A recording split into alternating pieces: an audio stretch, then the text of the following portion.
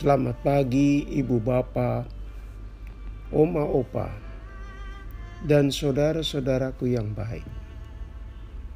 Malam telah berlalu, pagi baru telah datang.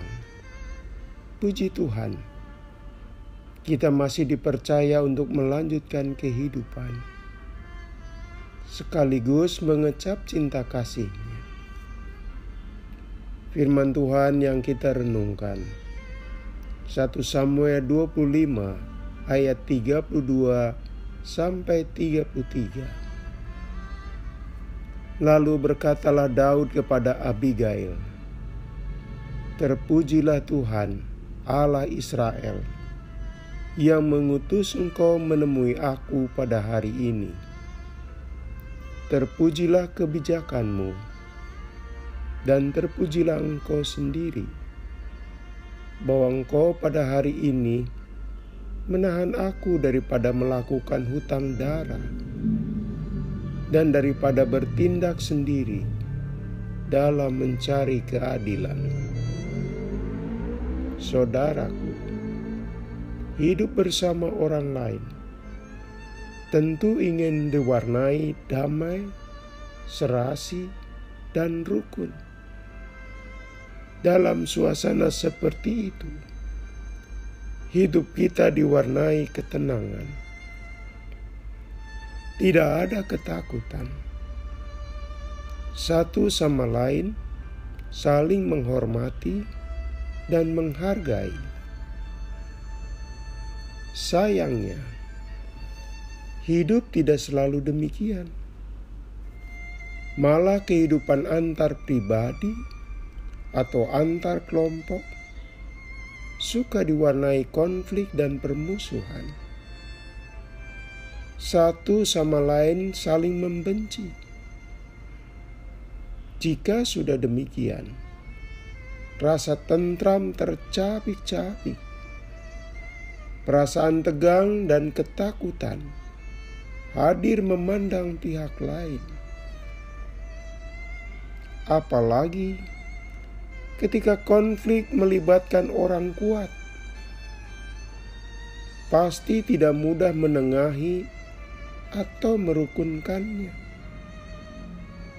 Gengsi dan perasaan harga diri yang tinggi bisa membuat permusuhan berlarut-larut.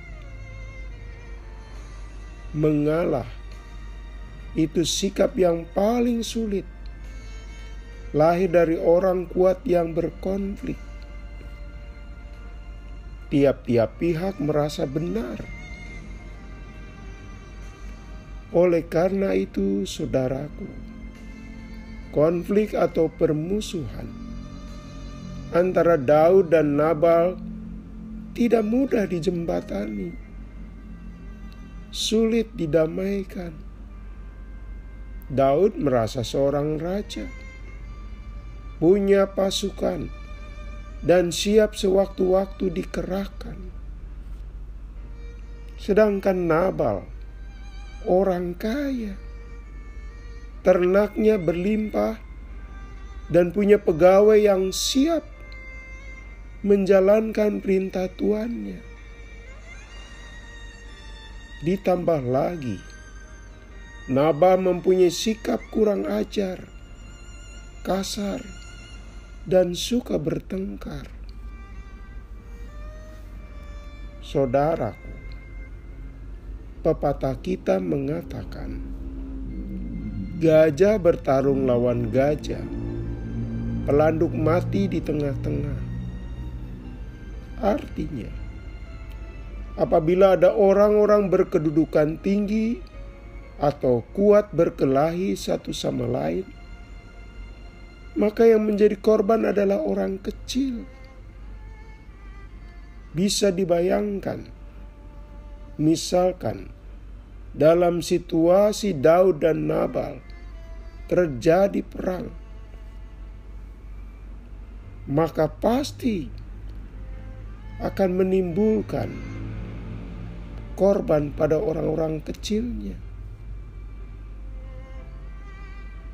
Demikian juga bayang-bayang ancaman besar jika terjadi konflik antara Daud dan Nabal tak terselesaikan.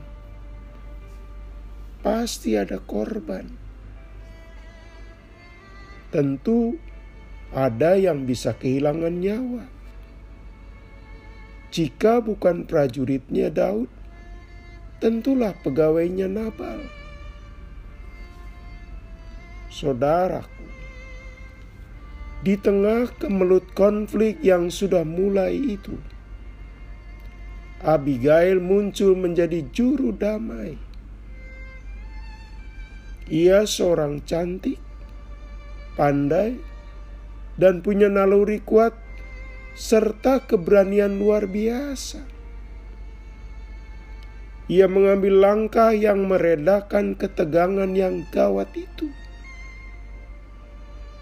Ia mengumpulkan banyak makanan dan kemudian diserahkan pada Daud.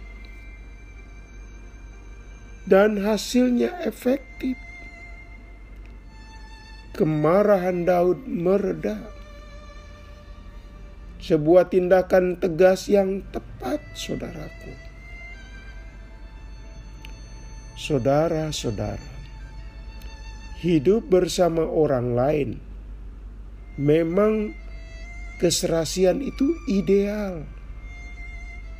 Tapi banyak faktor yang sering merusak hidup bersama yang damai dan harmoni.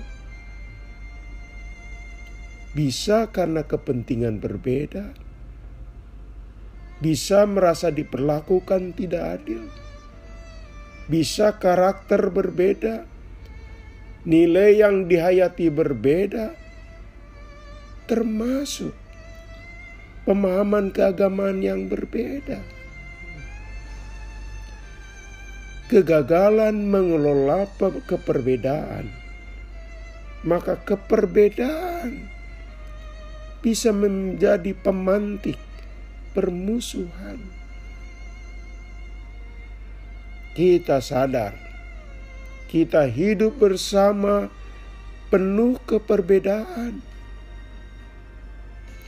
Agar kita tidak terjerumus konflik dengan saudara sendiri, kawan, tetangga, atau sesama yang tidak kita kenal.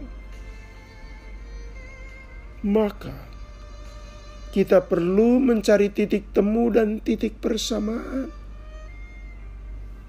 Kita sama-sama ciptaan Tuhan. Kita sama-sama punya nurani dan etika. Kita sama-sama ingin hidup damai.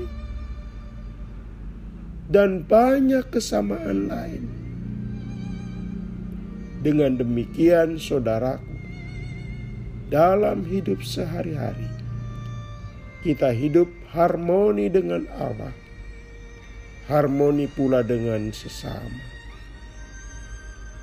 Mari kita berdoa. Tuhan, mampukan kami memiliki sikap dan jiwa penuh damai, sehingga kami hidup bersama dengan siapapun, dengan rukun, bukan dengan permusuhan. Dalam nama Tuhan Yesus kami berdoa. Amin. Selamat pagi saudaraku. Selamat memasuki hari baru. Masih bersama Pendeta Supriyatno. Tuhan memberkati.